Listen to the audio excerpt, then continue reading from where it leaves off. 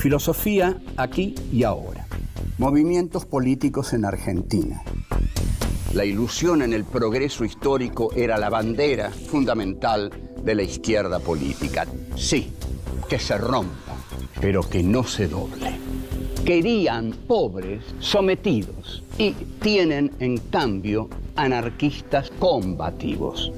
Los hijos de la llamada chusma inmigratoria exigían ahora educarse, necesitan hacerse a sí mismos. La conciencia política de los militantes aparece en la praxis. Eva Perón es una construcción de Eva Perón.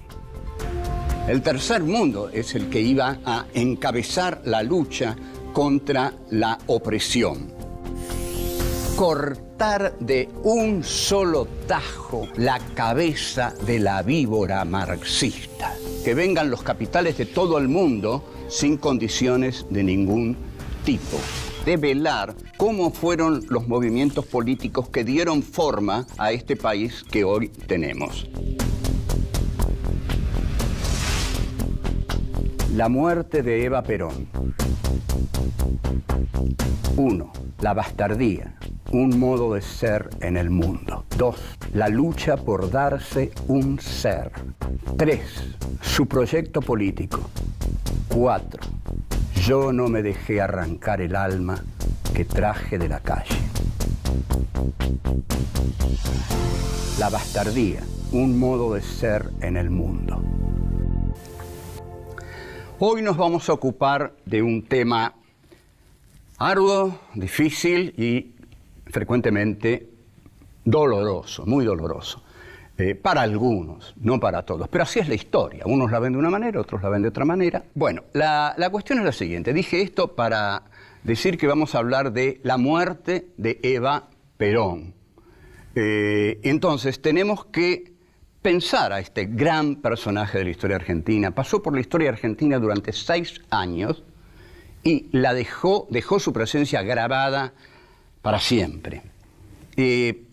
Vamos a pensar a Eva Perón desde el concepto de la bastardía, porque estamos ante la presencia de una mujer bastarda, es decir, hija ilegítima. El concepto de bastardía ha sido muy usado por Sartre, sobre todo, que lo hereda un poco de Heidegger. Pero el concepto de la bastardía lo que quiere decir es que el bastardo no tiene linaje, no viene de ningún lado, no está legitimado, no tiene padres, no tiene madres, no tiene un lugar en el mundo, digamos así. Entonces, lo que no tiene es un ser. El bastardo no es. ¿Por qué no es? Porque no tiene nada que lo haga ser. Un hombre es todas las cosas que hace. Entonces, yo, a esta altura de mi vida, soy todas las cosas que he hecho en mi vida. Ese es mi ser. Hoy no soy todas esas cosas. Las soy en el modo de que ya no las soy. Aunque las soy, ese es mi ser, porque eso es lo que yo hice, ese soy yo. Pero en este presente, es un presente que me arroja a mis posibles siempre. Porque no soy una roca, soy un ser humano y el ser humano siempre tiene posibilidades que lo arrojan hacia su futuro. Pero el bastardo no es porque no tiene nada detrás. En cambio, es lo contrario del oligarca. El oligarca tiene un linaje que se remonta hasta los próceres de la patria. Borges, por ejemplo, que tenía una obsesión con esto, siempre traza un linaje que lo lleva hasta los primeros heroicos guerreros de la argentinidad. La bastardía de Evita surge porque su padre, Juan Duarte, que es el amante de su madre, por supuesto, había tenido con ella 5 hijos y no los había reconocido. Uno de ellos se llama Juan Duarte, que va a ser el hermano de Eva. Entonces no los había reconocido y esta es la condición de bastarda de Evita. Digamos que en Heidegger diría que este es uno de sus existenciarios. ¿Qué quiere decir esto? Que es una de esas condiciones, de esas marcas que le hacen ser lo que va a tener que ser, pero a partir de una carencia. carece de ser, carece de pasado, no es legítima, es hija ilegítima. Entonces, lo que nunca es un señor bien y un oligarca es un ilegítimo. ¿Cómo va a ser un ilegítimo si justamente vive de su linaje? Entonces, el bastardo es un ser inauténtico porque no tiene la autenticidad del ser que lo antecede, del ser que lo hace ser lo que es. No, va a tener entonces que inventarse. Y esto es lo que apasiona a Sartre de la figura del bastardo.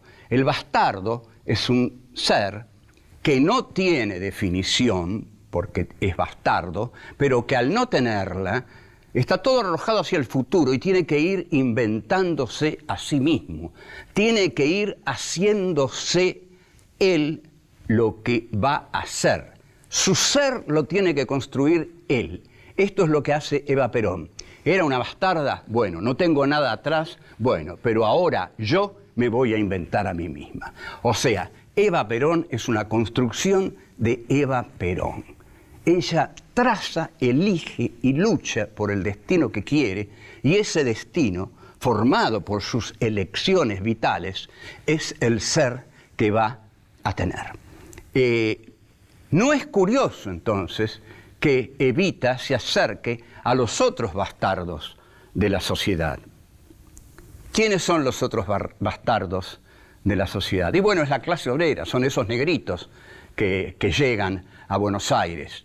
Bastardos, no tienen nada, llegan solos, un poco con algunas familias, pero ¿quién los va a reconocer?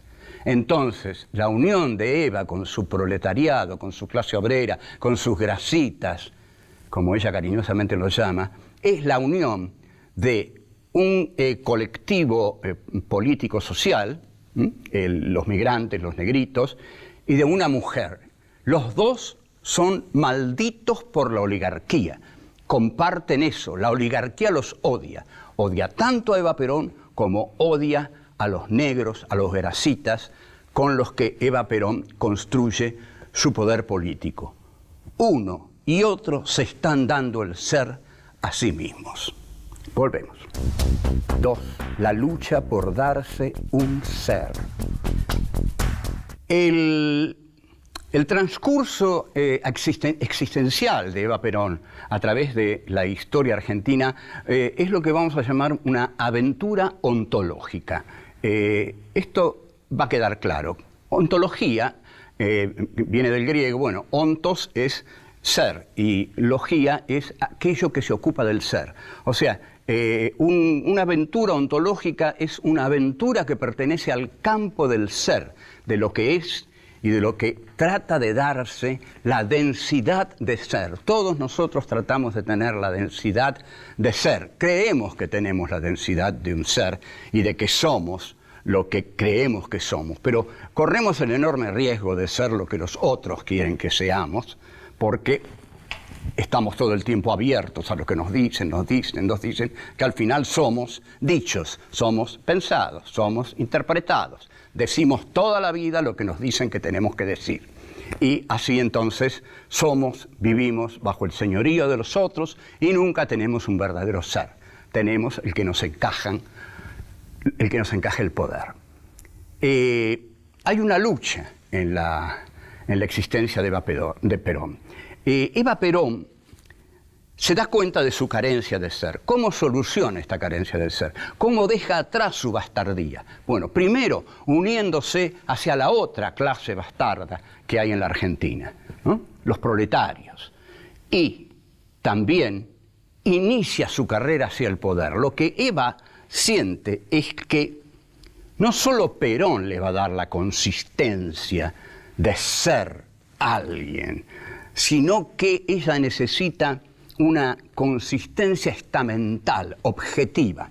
Se casa con Perón, lo cual le implica un gran reconocimiento en cuanto a su carencia de ser algo. Ahora es la esposa del presidente de la República. Perón incluso un 9 de julio, el primer 9 de julio, la lleva al Colón ante la indignación de toda la clase ilustrada. ¿Qué hace esa prostituta en el palco presidencial? ¿Por qué era una prostituta? Porque había sido una actriz. Y en 1946, una actriz, era sin más una prostituta. Entonces, como la odiaban tanto a Eva Perón, se preguntan todos los señores bien que van al Teatro Colón, ¿qué hace esa prostituta en el palco presidencial? Este fue un acto revolucionario de Perón. Que se casara con Eva Perón es excepcional por parte de Perón. Piensen después con quién se casó y establezcan la diferencia entre un Perón y otro, y se puede establecer esa diferencia basándose en las dos mujeres que tuvo al lado.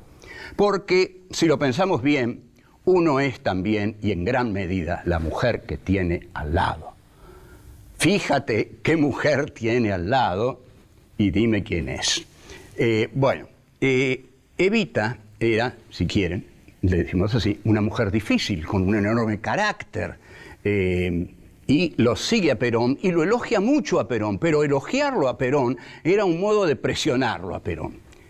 Ya vamos a ver esto. Tiene dos etapas la figura de Evita. La etapa Christian Dior, en la cual Paco Llamandreu es quien la viste, y Paco Llamandreu era un gran diseñador y era un homosexual en la Argentina de los años 50, cosa que era terrible porque era como una condena, un ultraje. Los machos de la oligarquía, los machos del ejército, los machos de las clases altas, odiaban a un homosexual. Entonces Paco Llamandreu escribe un libro que se llama La cabeza contra el piso. Luego Eva cambia el look Dior y usa para siempre el traje de militante, ¿no? El traje sastre y el rodete y el pelo tirante, y se convierte en una militante. Ya es algo más, una militante política. Otro paso fundamental que da Eva es la Fundación Eva Perón.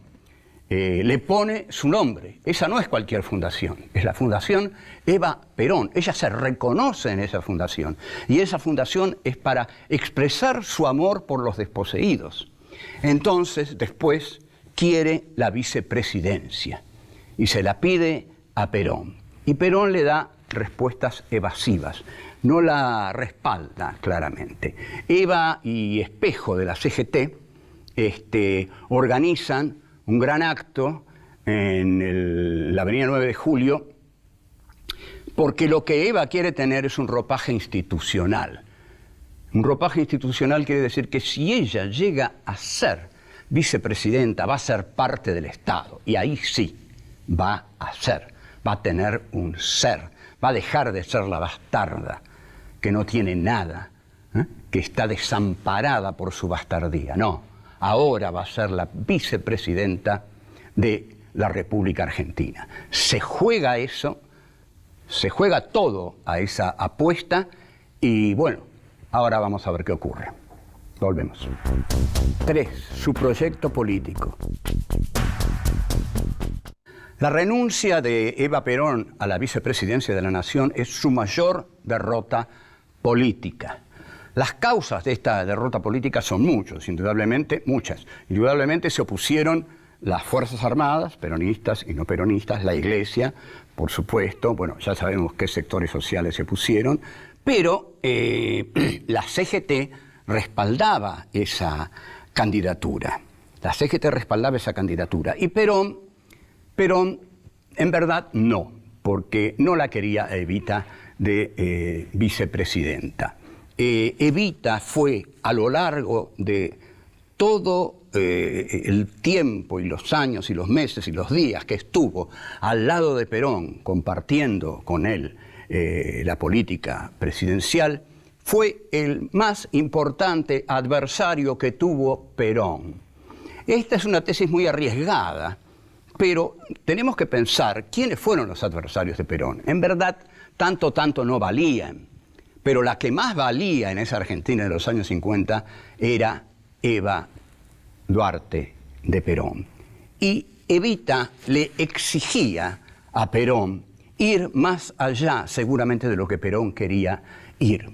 Y los elogios que Evita le daba a Perón, porque lo elogiaba muchísimo, pero esos elogios eran incómodos para Perón, porque Evita le hacía sentir que esperaba tanto de él que él sentía que no podía responder a esa espera, a esa exigencia. Esta mujer espera mucho de mí, esta mujer exige mucho de mí. Yo no quiero hacer tanto. El Che hace lo mismo con Fidel Castro. En un folleto del Che que se llama Revolución Cubana, vanguardia de la revolución o excepcionalidad histórica. Está por ahí, consíganlo. Comienza hablando de la única excepcionalidad histórica de la Revolución Cubana y dice que es Fidel Castro. O sea, el Che, y bueno, ahí habla de Fidel maravillas y maravillas y maravillas. El Che también lo elogiaba a Fidel para obligarlo a Fidel a estar a la altura que él quería que estuviera. Al final, bueno, sabemos, el Che se va de Cuba. Los dos no podían estar en Cuba. El Che se va a Bolivia, antes se va al Congo, pero al final se va a Bolivia. Y Eva Perón tiene el mismo problema con Perón. ¿Pueden gobernar los dos? Porque sin duda alguna Evita le debía llenar bastante la cabeza al general con proyectos políticos que Perón no tenía tantas ganas de hacer o que por ahí consideraba que no era el momento de hacerlos. La concepción de Perón es la de la comunidad organizada, y la comunidad organizada implica un proyecto de conciliación de clases, tratando de beneficiar dentro del capitalismo a las clases postergadas. Ahora, Evita, por el contrario, lleva adelante un proyecto popular, proletario y extremo, digamos, jacobino. Los jacobinos eran el ala extrema de la Revolución Francesa, y su nombre se basa en que se reunían en el monasterio de los jacobinos. Bueno, Evita, digamos, puede ser considerada como la izquierda de Perón, porque su unidad con lo popular, con el proletariado, y sus deseos de cada vez irlos beneficiando más, y su odio a las clases poderosas, que en cada discurso se explicitaba más y más, empezaban a preocupar seriamente a Perón. De aquí que la generación del 70 construye su Che Guevara, que es Eva Perón. Por eso los montoneros lanzan una consigna que es famosísima: si Evita viviera sería montonera, lo cual es una petición de principios que, digamos, se discutió mucho en esa etapa, ¿no? Porque si Evita viviera sería montonera, si Evita viviera estaría en la lucha armada, lo cual los que no estaban en la lucha armada, sino que hacían trabajo político de superficie, también creían que Evita estaría con ellos de haber vivido. Ahora, hay algunas preguntas que nos podemos hacer y que son apasionantes. ¿Qué hubiera hecho Eva frente al bombardeo del 55? ¿Cómo hubiera reaccionado después de esa barbarie? Porque eso sí que fue una barbarie. Bombardear una ciudad abierta e indefensa fue un acto de barbarie. Bueno, ¿qué podemos deducir de esto? Le hubiera dicho a Perón que había que pelear en ese mismo momento. Que negarse a pelear en ese momento puede haber sido difícil, pero no hay que olvidar que ese bombardeo fue muy terrible. También es cierto que Perón respondió dándole a los suyos, digamos, libertad para responder violentamente, pero una violencia casi, digamos, callejera, ¿no? Pero Evita, de haber estado en el 55, hubiera exigido, sí, un levantamiento del ejército leal que marchara decididamente a cortar la revolución que ya oligárquico, liberal, que ya era inevitable. Eso hubiera hecho Evita, creo, y creo que es así. Volvemos. 4. Yo no me dejé arrancar el alma que traje de la calle. Pero es el cuerpo de Eva el que va a solucionar todos estos problemas, porque el cuerpo de Eva se enferma. A todos nos mata nuestro cuerpo.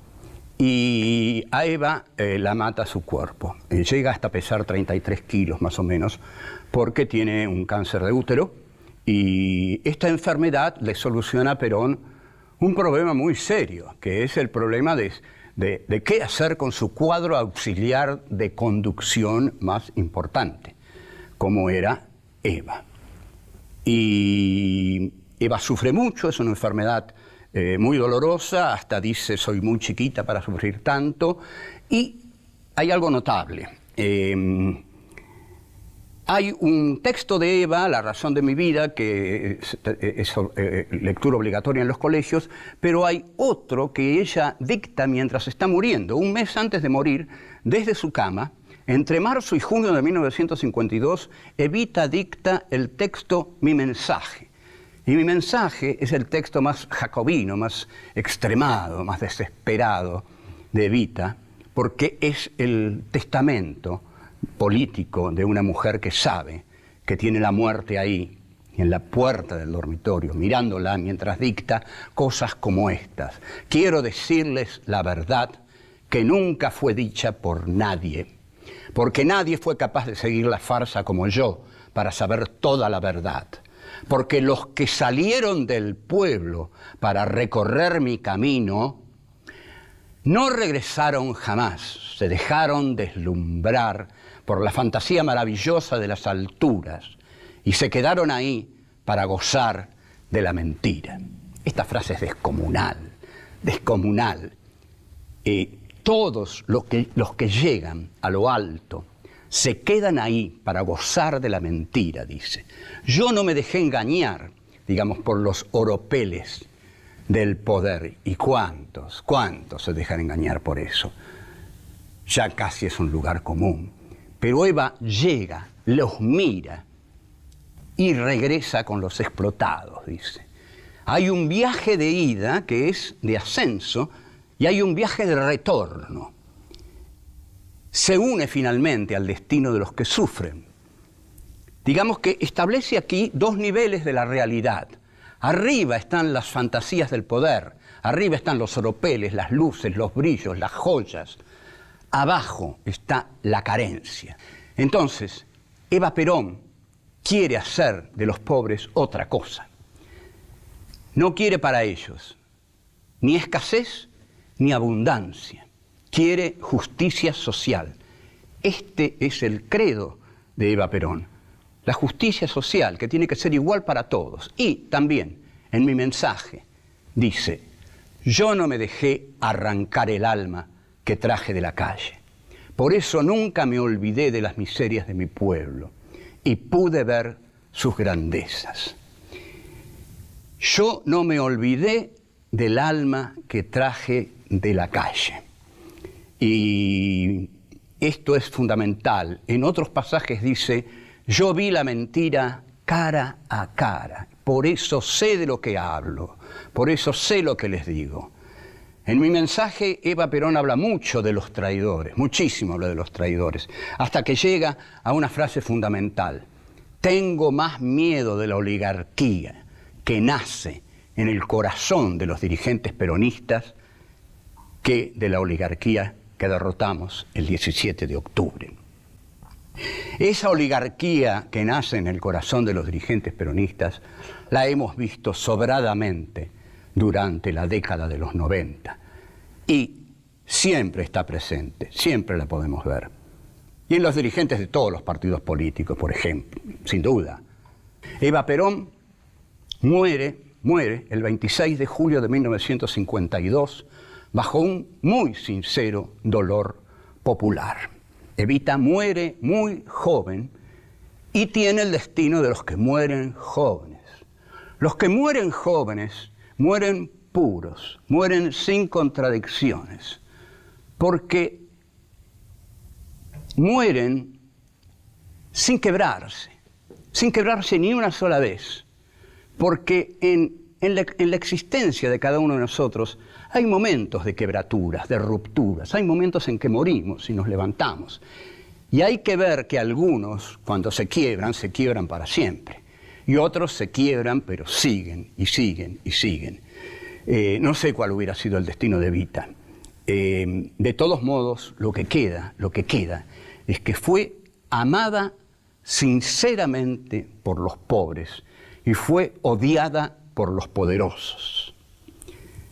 Y esto de muy pocos se puede decir. Chao.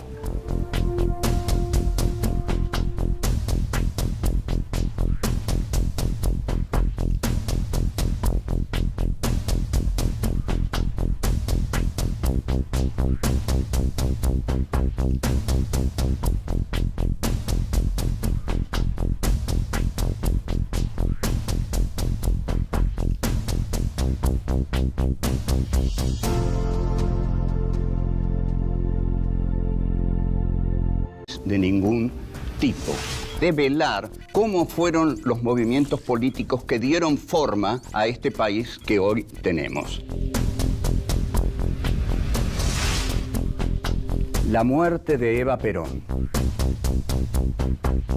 1. La bastardía, un modo de ser en el mundo. 2. La lucha por darse un ser. 3. Su proyecto político. 4. Yo no me dejé arrancar el alma que traje de la calle. La bastardía, un modo de ser en el mundo. Hoy nos vamos a ocupar de un tema arduo, difícil y frecuentemente doloroso, muy doloroso. Para algunos, no para todos, pero así es la historia. Unos la ven de una manera, otros la ven de otra manera. Bueno, la cuestión es la siguiente. Dije esto para decir que filosofía aquí y ahora. Movimientos políticos en Argentina. La ilusión en el progreso histórico era la bandera fundamental de la izquierda política. Sí, que se rompa, pero que no se doble.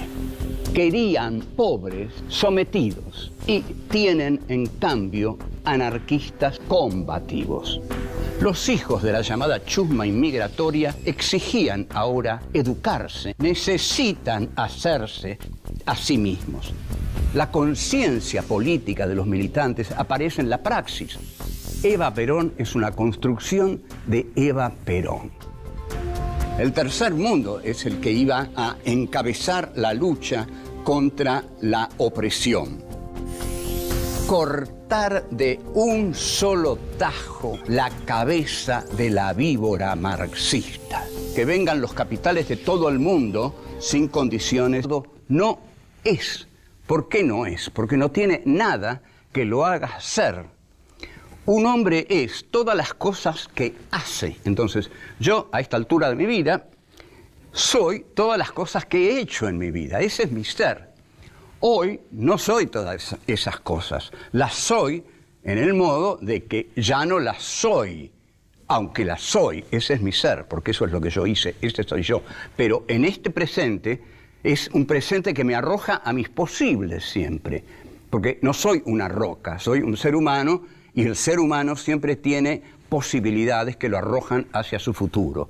Pero el bastardo no es porque no tiene nada detrás.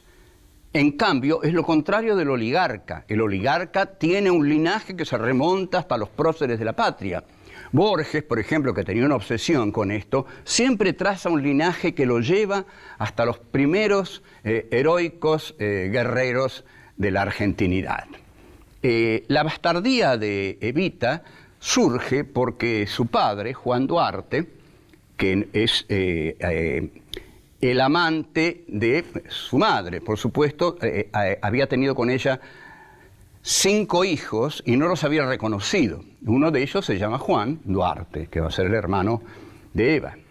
Entonces no los había reconocido y esta es la condición de bastarda de Evita. Digamos que en Heidegger diría que este es uno de sus existenciarios. ¿Qué quiere decir esto? Que es una de esas condiciones, de esas marcas que le hacen ser lo que va a tener que ser, pero a partir de una carencia. Carece de ser, carece de pasado, no es legítima. Es hija ilegítima. Entonces, lo que vamos a hablar de la muerte de Eva Perón. Entonces, tenemos que pensar a este gran personaje de la historia argentina. Pasó por la historia argentina durante 6 años y dejó su presencia grabada para siempre. Vamos a pensar a Eva Perón desde el concepto de la bastardía, porque estamos ante la presencia de una mujer bastarda, es decir, hija ilegítima. El concepto de bastardía ha sido muy usado por Sartre, sobre todo, que lo hereda un poco de Heidegger. Pero el concepto de la bastardía lo que quiere decir es que el bastardo no tiene linaje, no viene de ningún lado, no está legitimado, no tiene padres, no tiene madres, no tiene un lugar en el mundo, digamos así. Entonces, lo que no tiene es un ser. El bastardo